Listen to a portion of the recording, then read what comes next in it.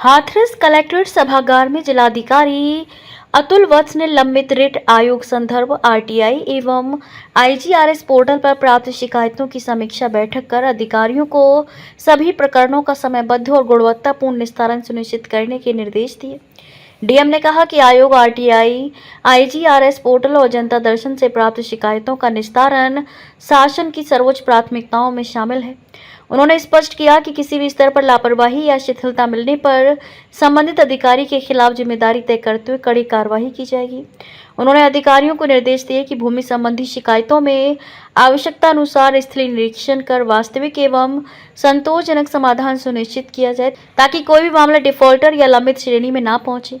साथ ही सभी विभागीय अधिकारियों को आईजीआरएस पोर्टल की प्रोफाइल समय पर अपडेट करने तथा आरटीआई प्रकरणों में निर्धारित समय सीमा के भीतर सटीक जानकारी उपलब्ध कराने के निर्देश दिए।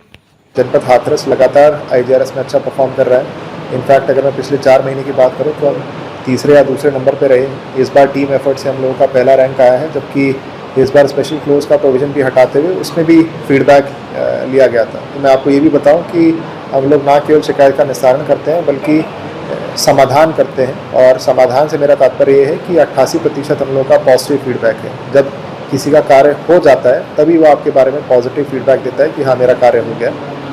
दूसरा, जैसा आपने कहा कि हम लोग बेसिकली 3 इश्यूज़ पे फोकस करते हैं। एक तो ये कि लास्ट मिनट तक आईजीआरएस को लंबित ना रखें। अगर आज हमें कोई शिकायत प्राप्त हुई है तो उसमें पर्याप्त समय होता है, 30 दिवस का समय होता है, तो ये टेंडेंसी होती है कि आखिरी 2 दिवसों में उसका निस्तारण किया जाए। लेकिन यहाँ एक व्यवस्था ऐसी बनाई गई है कि हम लोग 10 दिन पहले से ही उसको ट्रैक करना शुरू करते हैं और ये देखते हैं कि गुणवत्तापूर्वक उसका निस्तारण हुआ है कि नहीं हुआ है। दूसरा ये कि जिस भी शिकायत के निस्तारण हेतु हमें स्थलीय निरीक्षण की आवश्यकता है, तो बिना स्थलीय निरीक्षण के उस शिकायत का निस्तारण नहीं किया जाता है।